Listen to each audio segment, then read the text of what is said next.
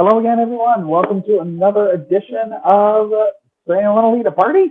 I'm Nate, I'm Ragan.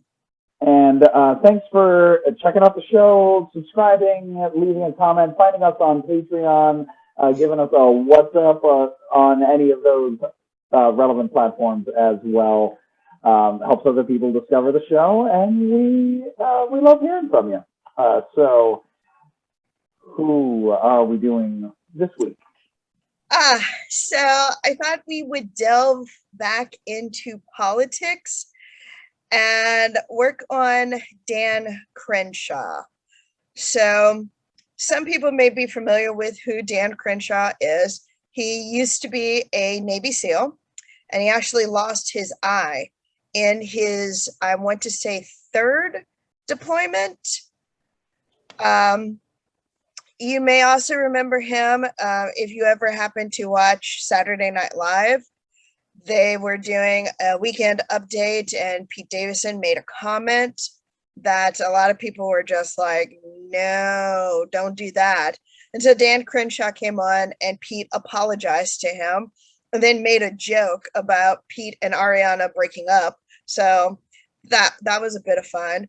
Dan Crenshaw is from Texas, and he is an interesting Republican. He is not the favorite Republican that I've worked on the show. We've had a couple of others that were just like, I don't always agree with you, but you do some really cool stuff.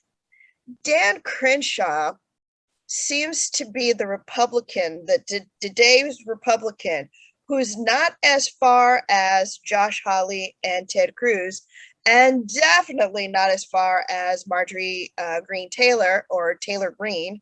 Is it MTG? Yeah, Taylor Green or Lauren Boebert. He he disagreed with Trump on the whole Muslim um, ban, but agrees that we need to build a wall between the US and Mexico, which is just not possible at all. It's going to cross people's land. There are land masses that are getting in the way of that. It's just something that is not feasible. And also, it's like building one wall for your house. You're not going to keep people out, and you're not definitely going to keep people out from South and Central America. That's just not how this works. Um, he recently said to someone that Trump lost a fair election, which he got booed for that. Um, he's someone that very much believes that that life happens at conception. So he's against abortion. So he's one of those people that he has like progressive ideas, sort of like there should be Medicare for all, but he kind of backed away from that a little bit. Once he was like, "Ooh, I think I agreed with AOC there." Well, yeah, because what she and Bernie Sanders are talking about is reasonable. Um, so he's one of those interesting people who, because of people like Cruz and Boebert, he seems reasonable and rational. And part of me feels like that's part of the show, where there are these politicians who go so far to the other ends. And it's sort of like what my sociology teacher said: when you have such major extremes like black and white, everything in the middle seems reasonable. And he seems reasonable. But is he? Because again, you cannot build a wall to separate two countries. That's not going to fix our immigration problem at all. It's costly, and the money that you're spending on that could be spent for other things that would benefit your constituents of the state of Texas. Um, Telling people that they should not get an abortion, well, what is your plan then for how to care for those children and how to care for that adult who's caring for those children? I mean, now we've got like that tax credit or benefit where parents are receiving, and it's helping, because I think what a lot of people seem to forget is things like supplemental nutritional assistance program, SNAP, and WIC. They're not just for that adult, they're for that child. So when you cut off that adult, you are cutting off children, and you are starving children. So these things, they come out with these simple phrases, pro-life and all this other stuff, but they're dealing with complex things and trying to make them simple. And you just, human beings are not simple. I mean, I believe in simple pleasures. Give me ice cream and one of those like foot things with the lotion inside of it, and sit me in front of a TV, and I'm happy for hours. But I'm also a complicated human being who requires a lot more than just, footies, ice cream, and Netflix. By the way, Netflix just released 2 episodes of Grace and Frankie and the Movies That Made Us. And I'm a little bit ticked off that I did not know that those were coming out this weekend. So, yeah, a little bit upset with Netflix right now, but that's okay. I will chill out. So, Nate, do you want to add anything? Yeah, I would take a lot of what you say about the complexity of these issues and how they relate to the daily life of people and echo it. There's the cynic in me is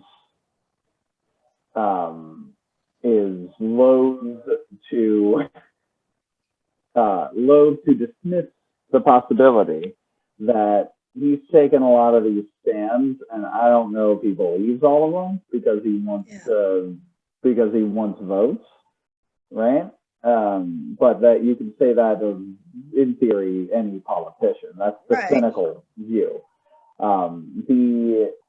The hopeful and hopefully more humanist point of view, or more humane point of view, is that like maybe he is actually a principled believer in stuff like this. It's just hard to think that you can't see the logical end point for something like that. Like you were talking about, who's going to take care of these kids that wind up being coming into a situation where a parent is unable to provide, perhaps? Like, why is it up to first off a male identifying person at all, who will never carry a child, never to rule on that at all. He has bucked his party. He is a principled conservative, and I'm not by nature a conservative person, so I can't really in the stereotypical sense. I'm probably closer to what you might consider a social democrat. But I want to believe that he believes it. I just don't know if he does. Right. I'm looking at a picture of him shaking hands with Trump. Right. But on January 6th, he was like, would you stop this? This is ridiculous. So he was a voice of reason during what was essentially people trying to illegally take over the government. I believe the definition is treason, but treason is kind of hard to prove, my understanding is. And there's a reason for that. The founding fathers did that intentionally. But he was also one of the people who signed their name to, I'm not so sure about this election. So it's kind of like, you can't have it both ways. You joined in on this, and then once you saw the crap hitting the fan, yeah, that cynical side definitely jumps in and goes, were you, do you? But then again, we also, and I think this is something that I myself have been guilty of. We also need to give people room to learn and grow. And we don't often do that. Give you a good example. Someone, a celebrity, had tweeted that they were going to a Japanese night. And what they said was inappropriate, but you also have to give them a chance to learn and grow from that. So it's not, you should just be canceled, nobody should ever watch your movies or anything like that ever again. It should be, we don't say that anymore. What are you doing? What is a Japanese night? Are you talking about you went to go eat Japanese food, or you went to go learn about Japanese culture? Or are you a white person putting on clothing from Japan and appropriating that culture? You can't do that, or you shouldn't do that, is what I should say. And you need to learn and grow from that. So I don't want to completely dismiss Dan Crenshaw, but yeah, it's like, dude. I would push back too a little, I think, on the celebrity comparison, because he is a lawmaker, right? Yes. He is tasked with making decisions that will affect millions, right? Versus a celebrity who is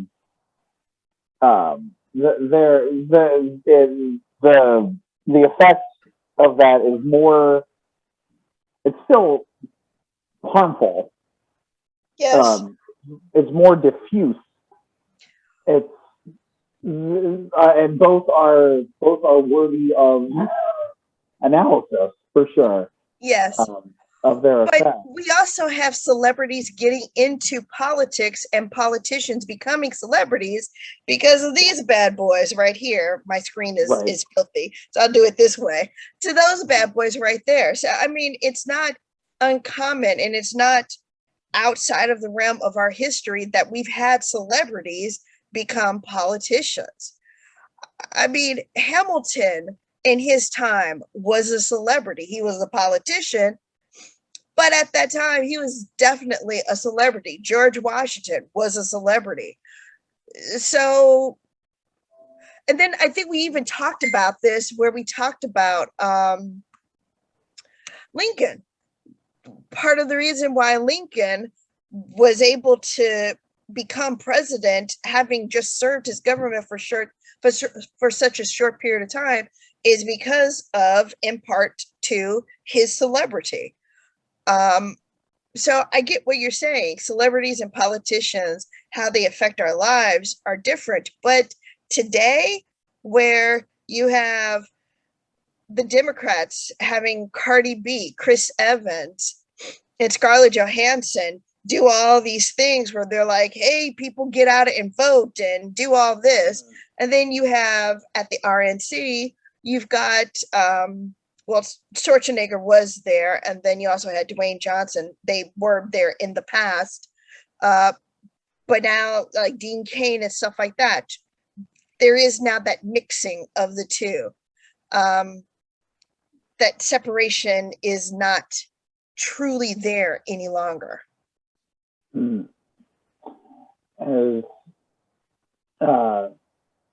Certainly worth discussing. Because I mean, our last president was on a reality TV show. I mean, he was really a host of a reality TV show. And I'm going to be honest with you. I think that's part of the reason why people elected him, is because they liked his show. He's certainly tried to govern like one, like clean up until the end. Reportedly, he was, there are reports that have trickled out of in the closing months of his administration, when he was looking into allegedly undermining the election results, the processes in Georgia. He was holding an apprentice style discussion or argument in the Oval Office between two members of the freaking Justice Department. And he was basically bringing them both to him and being like, okay, boys, like, argue it out here. Yeah. As to which way it's going to go. Like, are you kidding? This is he's also a toxic narcissist. So there's that. Yeah. Well, it's like my history teacher said in high school, the people who should run for president never do. Yeah. They never do. I'm not going to say never. I'm going to say most often don't, because being president, one, isn't where all the power is. Right. We're learning that as we go through. And two, is a thankless job that ages you. I mean, Barack Obama went into the presidency just the handsomest creature of all creatures after Idris Elba. And he came out still handsome, but had been aged like 20 years. Wow. Being boss is not always what it's cracked up to be. I have learned that, unfortunately. That's our D&D group, and my phone keeps letting me know, hey, your D&D group is sending you stuff. So let me turn that off. I just sent the confirmation on for this Thursday. We got a big fight coming up, so. Oh, okay. I can't remember. What is our fight this one time? Elementals, all of them. Oh yeah, yeah. We're fighting the fire elementals, and that. Okay, I don't know if we talked about this in the last show, but it's where we discovered that one of the characters, they have the ability to produce something like 2 gallons of mayonnaise. And I thought, oh, well, we could douse the fire elementals with mayonnaise. And that began a discussion that led to me going into my kitchen, taking some mayonnaise, putting it into a glass bowl, taking out a lighter and going, well, let's see what happens.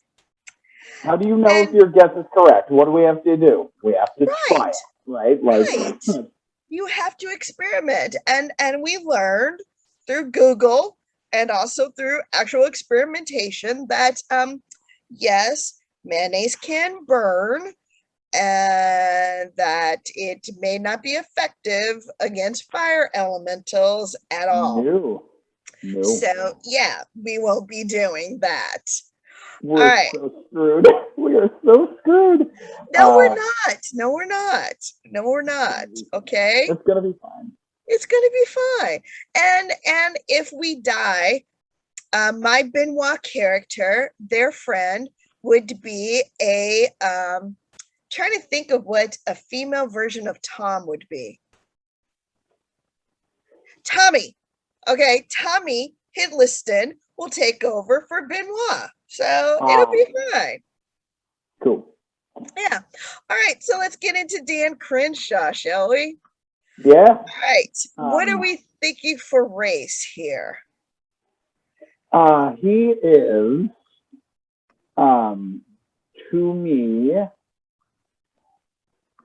I mean, he's a very white man, certainly. Daniel Reed Crenshaw. He is He's a Texan. He knows how to shoot. He knows. He's a veteran. Yeah. I'm thinking class. I don't know why, but I typically go class first. Okay, that's fine. We can go class first. I wonder what you think about making him a champion fighter. Well, yeah, I mean, he basically was part of the Navy SEALs, and they're considered the scalpel that you send in for those really difficult things. Mm-hmm. That's kind of the attitude that a lot of us, the society has taken with Navy SEAls.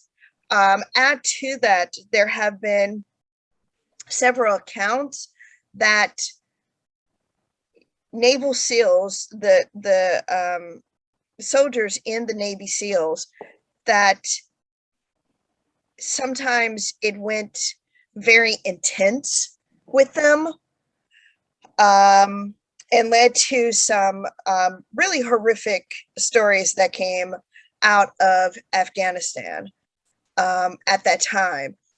So yeah, definitely fighter. And I think that we could definitely make him a champion fighter, because he is very much considered a hero, and I really don't have a problem with that. I was thinking about his race before. Okay, so like before the apology and everything like that, because he did lose that eye, there was that, again, some people were like, well, let's kind of, because he looks like a Bond villain in some ways. I'm not saying he is a Bond villain, but if you think about how we, I'm again using broad terms here, people sort of look at anyone that has like any type of facial deformity or physical deformity, they make fun of that. They make light of it. It's something that makes you kind of cringe back. Anyone that has been burned or an acid attack or something like that, you kind of cringe back from them. And so the description of tiefling came to mind. Now, I'm not using tiefling because I think that he's an evil person. I don't. I'm using that because the tieflings, most often in the D&D world, are the ones who people are kind of like, oh, I'm going to back away from you. I don't trust you. And it would go with, to me, the fighter. Cool. Yeah. What kind of tiefling? That's what I'm thinking about. So, okay. So with the tieflings, you've got the charisma, intelligence, and let's see. I don't think he's a feral one. Okay. So then with the feral one, that's where you have the dexterity and intelligence. I remember that. Fighter.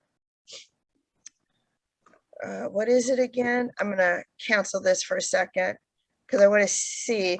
With the fighter, we're looking at strength or dexterity. So it actually would make sense to have him as a variant pharaoh tiefling with the fighter class. Yeah. And then, focus on dexterity because we get that dexterity bonus, which will be good for infiltration, like the SEALs, I'm sure, did.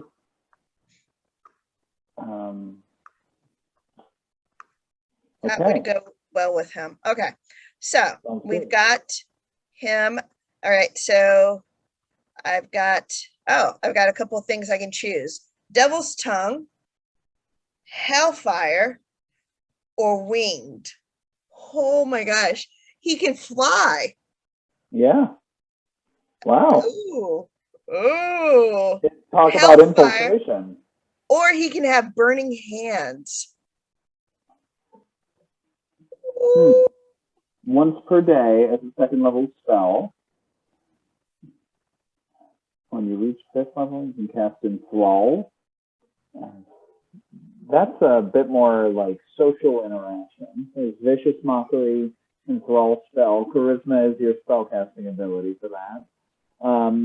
Yeah, I'm thinking, probably either Hellfire or Winged.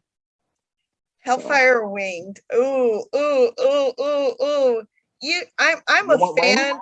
I'm a fan of the flying. Okay. Let's do it. I'm a fan of the flying because, like, with my character Antonia Sebastian, she can fly, and it's very helpful right now, especially when fighting vampires. Mm-hmm. All right, so he was in the Navy SEALs. I want to say 8 years, but I think that's wrong. Years of service, 2006 to 2016. Oh, so 10 years. Okay. 10 years. And then he ran for, he was elected to Congress in 2018. So he was an administrative aide to a military. He worked as a military legislative assistant for U.S. Representative Pete Sessions of Texas as well. So do we want to make him level 14? Sure. Okay, let's make him level 14. All right. So the great thing about this is that because he's a fighter, we don't have to look at spells. No spells. I love looking at spells. But this is going to be, in theory, this is going to be a little bit less of a headache. Oh my gosh. All right. Let us choose his skills. Given that he's dexterity based, right, acrobatics could be interesting. Acrobatics and athletics. Acrobatics and athletics. So he's just a physical machine. Okay, so for like the Dan Crenshaw character, I would use him for his physicality. Okay. That's what I would use him more for, is that physicality with charisma added onto it. Because, I mean, he just started his political career. He's not fully, we haven't fully seen him developed as a politician. We're seeing bits and pieces of it, and we're still trying to decide which way are you going here, buddy? Because you're kind of. He's 37. He's 1 year older than me. Wow. He's 37. Yeah. I hate it when you find out people's ages and then you're just like, oh crap. Like Donald Glover. Holy crap. All the stuff that man has accomplished. He was a writer while he was still in college. Donald Glover is, wow. He is also 37. Okay. Nate, you are amazing. Yeah. You are awesome. And I wish to strive to be you. You are the most adult person I know right now. Okay. I know that you don't need the build-up. I'm just giving you the build-up. I appreciate that. Thank you. It's my Midwestern side. All right, so let's go back. All right, so yeah, I would use him more for his physicality. Cool. And add in his charisma. All right, fighting style. Ooh, 2-weapon, thrown weapon, superior technique. Well, he was part of the ones that are considered the, badasses. What is superior technique? I don't know. Let's find out. You learn one maneuver of your choice from among those available to the battle. Oh. It's a battle master thing. Okay. Cool. Tempest is a battle master. Oh, okay. Do you want him to be a battle master? Do you want him to? Not Because particularly. interception, Hmm. that is what he would have been used for in real life, to intercept. Not defense. And defense is +1 to AC, which Okay. could be useful or not. If he's going to be winged and dexterity based, his weapons are probably going to be rapier and possibly like longbow or Right.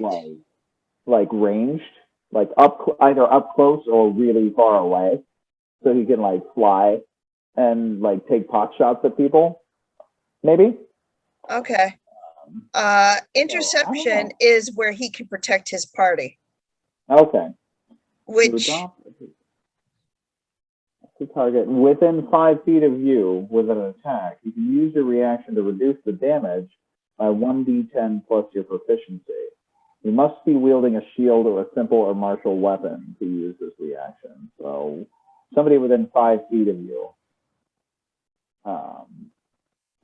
So generally, being within 5 feet of the fighter might not be a great place to be for squishies. Well, think about when we were fighting those other fire elementals. Where was I in relationship to your character? I was hiding between their legs. So, yeah. Sometimes you are that close to the other person in your party. Mm. All right, which one do you want? We can go with interception. That's cool. Interception? Okay. All right, we'll do interception for this one. All right, this one, the archetype. We said champion? Yeah, the champion's kind of like the vanilla fighter because there's a lot of like passive bonuses, and it's all about like honing your body to physical perfection.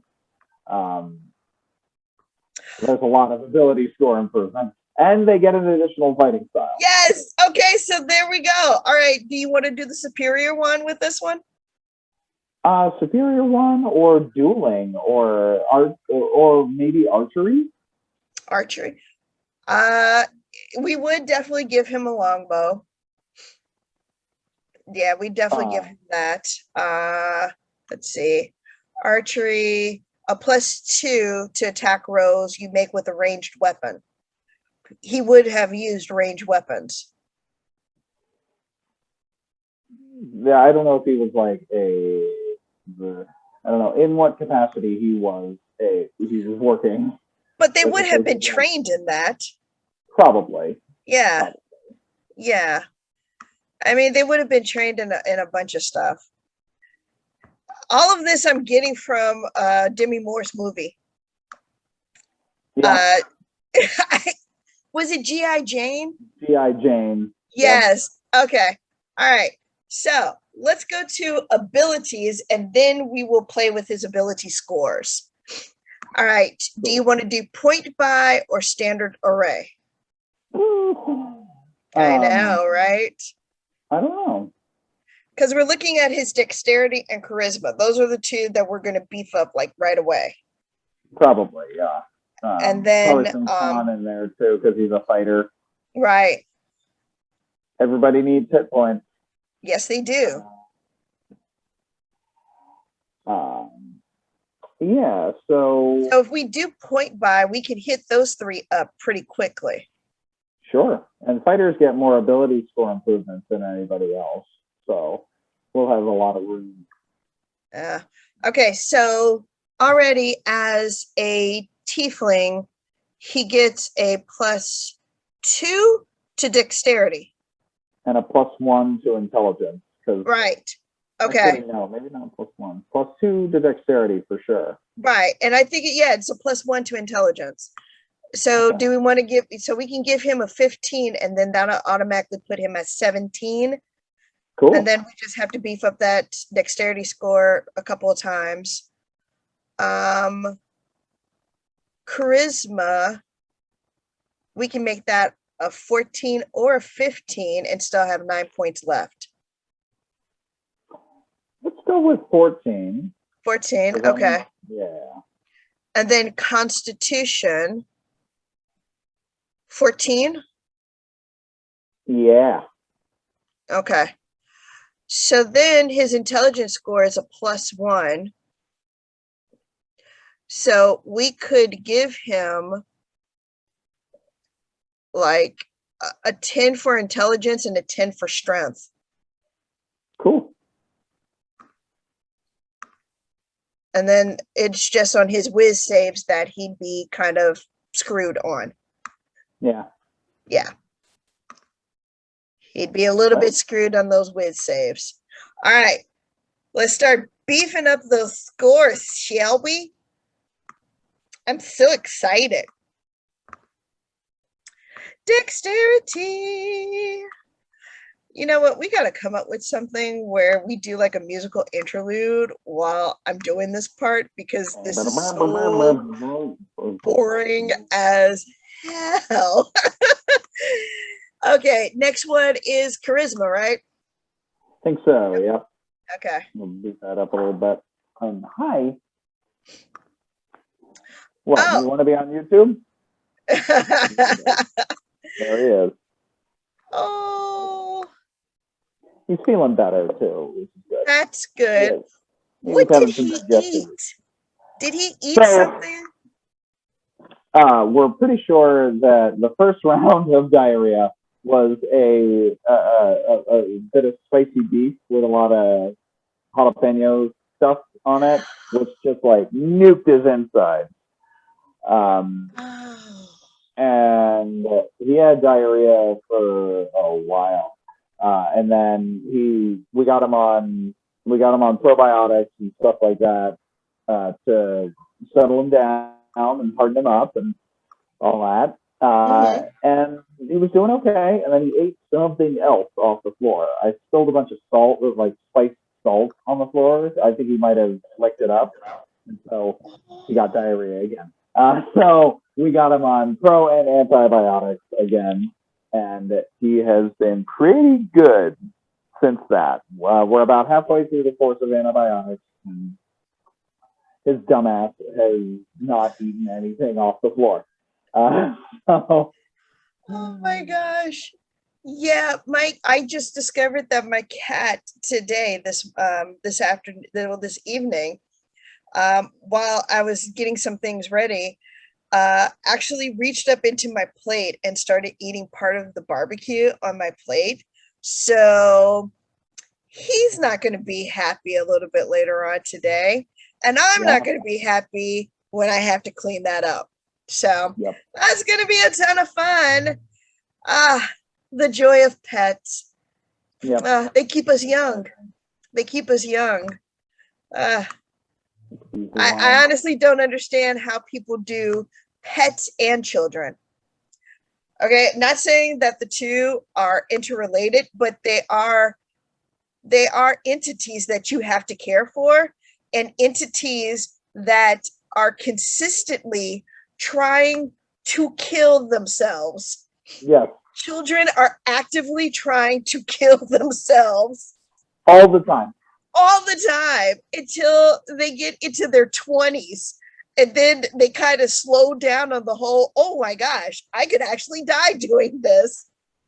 You know? Their skull hardens, their brain like knits itself together. Yes. Yep. And then you have your pets who are also constantly eating things that they're not supposed to. It's like, what are you doing? What are you doing? Oh my gosh, what are you doing? So yeah, you would be spending years of your life trying to prevent living things from killing themselves. And heaven forbid if you also have plants. Because trying to keep them alive is just like, so you're trying to keep all these things alive. Something at some point is just going to go. Hopefully it's the plan. Hopefully it's the plan. Yeah. All right, so now we are at the point where we are doing his description. Okay, so City Watch is a good one. Mm-hmm. Faction Agent is a good one. Gladiator. Gladiators are showmen or show people, I would say. Right, and he does and he doesn't. Soldier. Yes, there is soldier, there is sailor, there's also mercenary veteran. Mm-hmm. Mm-hmm. I've never played a mercenary veteran. All right, let's do it. Let's do it.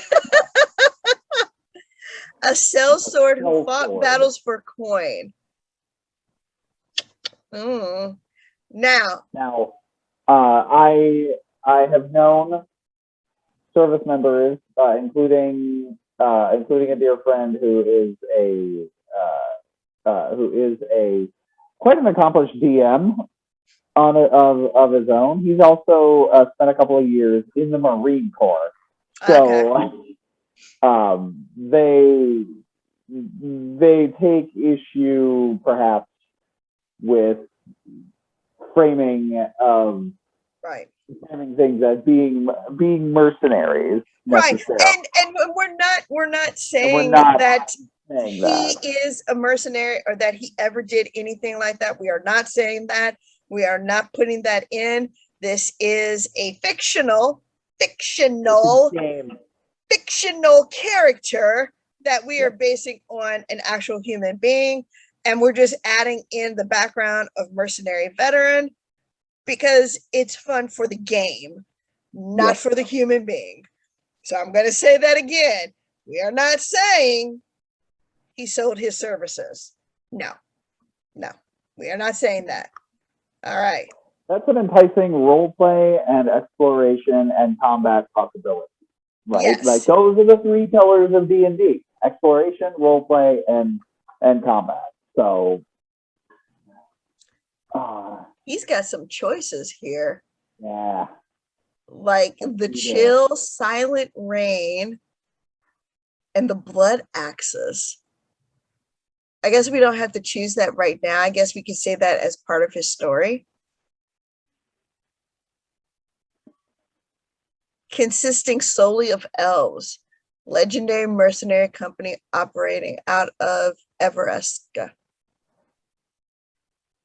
Agree only to jobs that either promote elven causes or involve destroying orcs. So there you go. So not all of the mercenaries did it for money. Okay, so all right, so that adds persuasion, which is great because that's under charisma. Yeah. And I'm going to say stealth. Stealth. Yeah. Probably a good one. He's got a proficiency with land vehicles. Nice. And I'm just going to say the dice set. All right. Suggested characteristics. Here we go. Oh, see, these are some nice characteristics. I'm going to say he's definitely haunted by memories of war. Sure. Yeah. Yeah. Definitely going to say that. Possibly 4.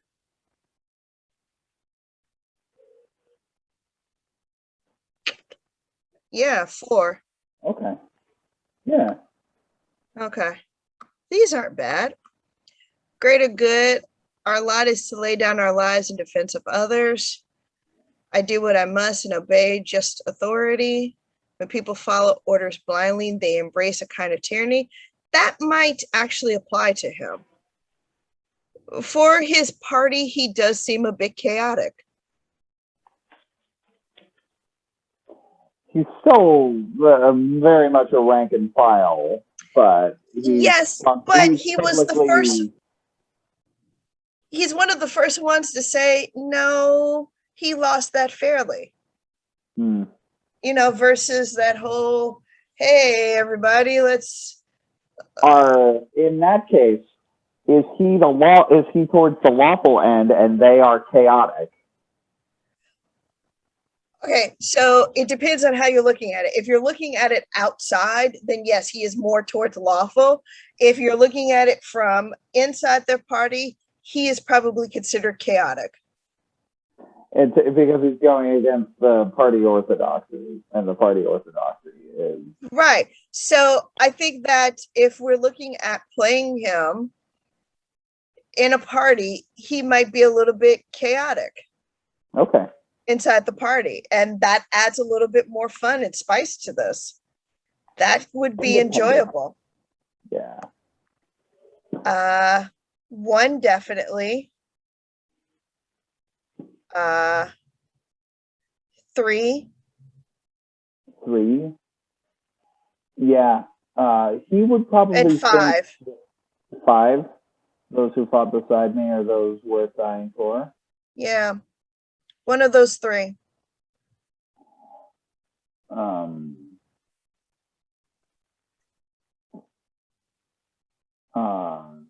Three. Let's go with three. Okay.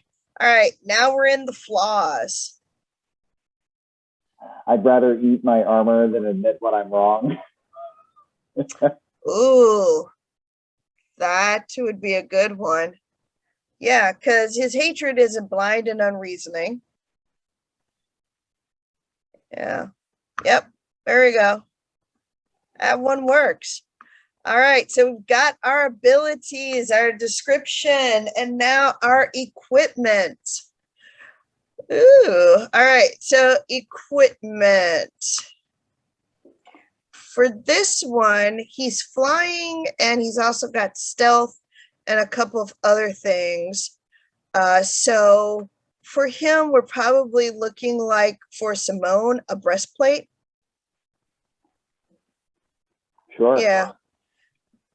So a breastplate, because that's medium armor. He can't really wear heavy because then that goes against the whole stealth thing. And he needs to fly. Right. So he can't wear heavy armor and fly. I don't know. So with his, I always choose 2 daggers every single time. One in each boot.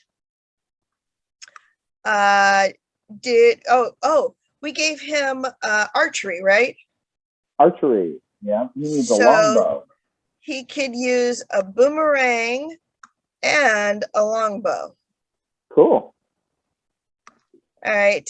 And then we can give him a sword because we also gave him archery and we gave him one other interceptor, which means he has to have, I think he has to have a rapier for that one. Close. Yeah. Right. Because we can't give him a shield for that. Probably not. Yeah. All right. And it's only 26 pounds, so that's not bad. Okay. I realized that I never give my characters boots or gloves or anything like that. Oh, yeah. But how we play it, it's kind of already assumed that you have those things. So why do you have to buy it? And some DMs, apparently, I've never had a DM, and if I ever do a campaign of my own, I'm probably not going to be one that's going to like make the players track the resources, right? Like all the food, all the rations, all the amount, the boots, the amount of shiny rocks that you have on your person. Like, no, that does not interest me. That actually could work for a couple of things. I just realized that for some reason, all you could see was my head for a while. That actually could work for things where you're introducing problems that come about not because of the DM's decisions, but because of the player's decisions. Right. And it also makes it a lot more tense and interesting.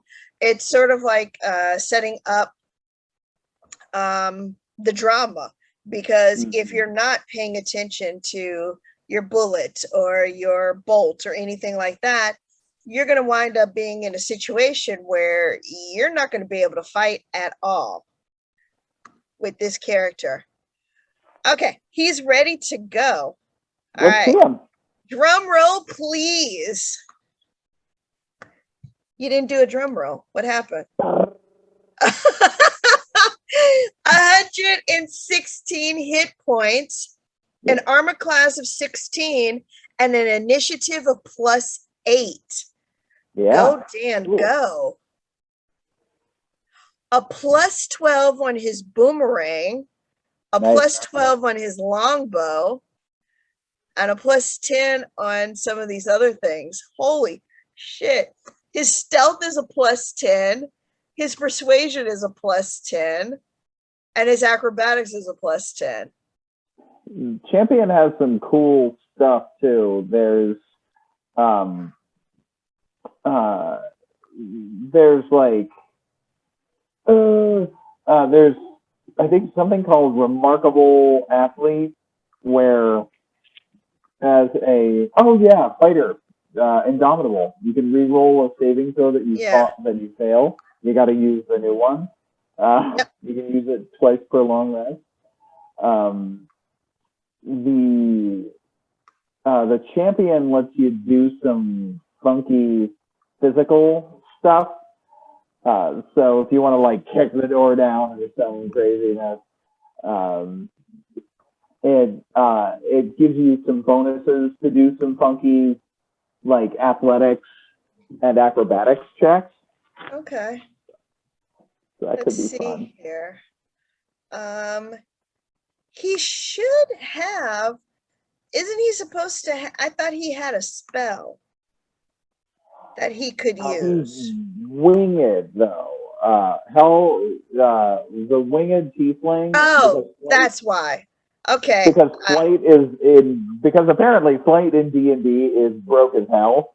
So like you get flight and the spell and a long like it's too much. Like okay. The characters. Right. I get it. I kind of I mixed all that into my head. All right. Not bad, Dan. Yeah. He could do, oh, you can attack 3 times whenever you take the attack action on your turn. Oh my gosh. He's like Benoit. Pew, Benoit's pew. a high level fighter. Yes. A high level gunslinger. Yeah. Yes. And Benoit has a boomerang too. Benoit is. Huh?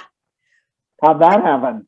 Benoit wanted a boomerang and Benoit got a boomerang. I'm saying, how did Dan Crenshaw get one? I gave Dan Crenshaw a boomerang. Mm-hmm. Okay.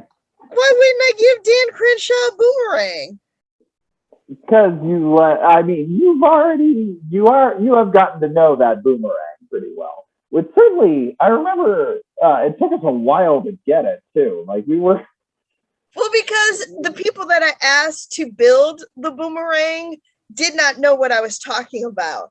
And so then I also told the DM that I wanted the boomerang to be able to just cut people's heads off.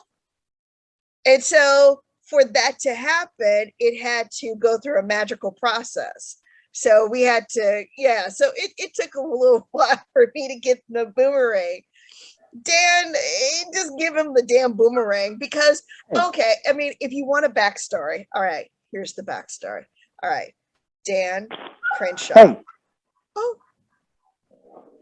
He keeps scratching himself. He keeps scratching himself in the ear. Oh. Knock it off here, bud. Go on. Okay, so this is how Dan Crenshaw got the boomerang.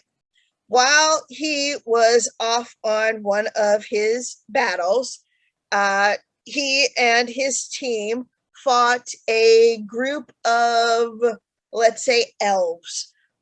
These were dark elves that had tried to take over this entire human town. And so Dan and all of his team went in there. And after they defeated this army of dark elves, they were going through trying to replace some of the weapons that they had broken, and Dan was presented with a boomerang from a small child that had come across it from one of the dark elves, and that's how he got the boomerang. Okay. And that's I'm assuming with John McCain in the party. John McCain totally could be in the party, and I wish I had kept John McCain's character sheet, because that was a freaking cool character. I think I made him. I think I made him a war cleric. That would have been rad. Yeah, and also, what's his face? I'm not a crook. Nixon. Oh, Nixon. Sure. Rogue was badass. Oh my God, his rogue was incredible. And I have yet to reproduce that. I have got to find his character sheet. That was a bad mamma jamma. So yeah, we're going to have Nixon, McCain, Nancy Reagan, and Dan Crenshaw as part of this party. There it is. That works. That works perfectly. And then we also did the founding fathers too. So if we had to think about the founding fathers, I think that they would be with Burr and possibly Thomas Jefferson. Jefferson, yeah. Yeah. That's who they would be. Totally. That is, let me try to get back to this. Let's share. All right. So yeah, that's actually, the walking speed is low though.